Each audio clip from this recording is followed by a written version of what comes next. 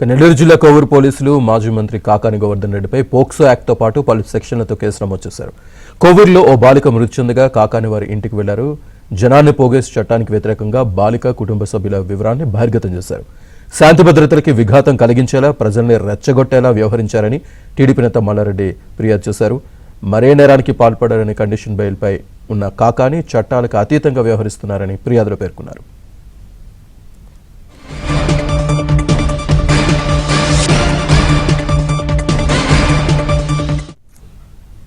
కాకాని గోవర్ధన్ రెడ్డిపై మరో కేసుకు సంబంధించి పూర్తి డీటెయిల్స్ మా కరెస్పాండెంట్ మహేష్ అందిస్తారు. మహేష్.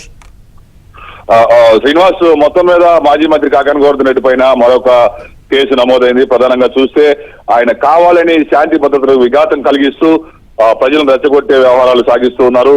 ప్రధానంగా చూస్తే కోవూరులో ఒక బాలిక విషయమై, ఆ సంఘటన విషయమై అక్కడికి ఆయన వెళ్లడం జరిగింది. నేతల్ని, స్థానిక నేతల్ని, అలాగే నెల్లూరు నుంచి పలువురు నేతలను తీసుకొని అక్కడికి వెళ్లారు. గుంపులుగా జనాలందరినీ కూడా సమకూర్చి ఆ బాలిక పేరు, అలాగే ఆ బాలిక సంబంధించి తల్లిదండ్రులు, వాళ్ళ కుటుంబ సభ్యుల పేర్లు అన్ని కూడా చెప్పడం జరిగింది.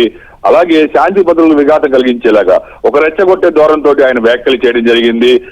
గంజాయి బ్యాచ్లని, ఇతర మైనర్లు, వాళ్ళు కూడా నిందితులు కూడా ఇద్దరు కూడా వాళ్ళు మైనర్లు అయినప్పటికీ వాళ్ళ పేర్లు కూడా ఆయన ప్రస్తావించడం జరిగింది. మొత్తం మీద దీనికి సంబంధించి మల్లారెడ్డి, కోవూరు చెందినటువంటి టీడీపీ నేత మల్లారెడ్డి పోలీసులు ఫిర్యాదు చేయడం జరిగింది. మల్లారెడ్డి పేర్కొన్న విధంగా ఫిర్యాదు మేరకు కోవూరు పోలీసులు కేసు నమోదు చేశారు. పోక్సా యాక్ట్ తో పాటు పలు సెక్షన్ల కింద ఈ కేసు ఫైల్ అయింది. దీనికి ముందే సాక్షి దినపత్రికకు సంబంధించి ఒక వార్తా కథనం ప్రచురితమైంది. దానిలో ఏకంగా బాలిక ఫోటో కూడా ప్రచురించారు. దీనిపైన పోలీసులు సీరియస్ అయి సాక్షి చీఫ్ ఎడిటర్ ధనంజయ రెడ్డి, అలాగే స్థానిక రిపోర్టర్ల పైన కూడా పోక్సా యాక్ట్ తో పాటు పలు సెక్షన్ల కింద కేసు నమోదు చేశారు. అయినా కూడా వెంటనే అదే రోజు మళ్ళా పక్క రోజే కాకాని గోవర్ధన్ రెడ్డి వెళ్లి చట్టాలకు అతీతంగా చట్టాలని ధిక్కరిస్తూ ఆయన ఈ విధంగా వ్యాఖ్యలు చేయటం, ఆ బాలికలు, బాలిక అలాగే నిందితులు ఇద్దరు కూడా బాలురు, మైనర్లు, వాళ్ళని ఆల్రెడీ పోలీసులు అదుపులోకి తీసుకున్నారు, కోర్టులో హాజరుపెట్టారు.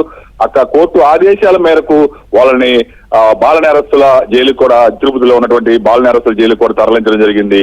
అయినా కూడా వాళ్ళ పేర్లు ప్రస్తావించడం, పదే గంజాయి అని విపరీతమైనటువంటి రెచ్చగొట్టే వ్యాఖ్యలు చేయడం జరిగింది. ప్రధానంగా చూస్తే ఆయన గతంలో కొన్ని కేసుల్లో కోర్టు బెయిల్ ఇచ్చింది, కండిషన్ బెయిల్.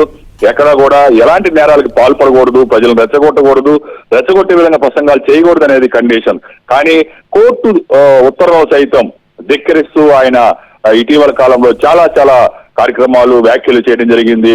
ఈ మధ్యనే చంద్రబాబు నాయుడు, అలాగే సీఎం చంద్రబాబు, అలాగే ఎమ్మెల్యే సోమిరెడ్డి చంద్రమోహన్ రెడ్డి పైన కూడా తీవ్ర స్థాయిలో వాళ్ళ తల్లిదండ్రులను సైతం దూషించడం, దుర్భాషలాడటం, దుర్మార్గమైనటువంటి వ్యాఖ్యలు చేయడం జరిగింది. దీనికి సంబంధించి కూడా 2 కేసులు నమోదయ్యాయి. దానికి సంబంధించి పోలీసులు ఇప్పటికే ఆయనకు నోటీసులు ఇచ్చారు విచారణకు హాజరు కమ్మని. కానీ ఆ రోజు ఆయన విచారణకు హాజరు కాలేదు. మళ్ళా 2 రోజులు గడవక ముందే చట్టాలను ధిక్కరిస్తూ కోర్టులు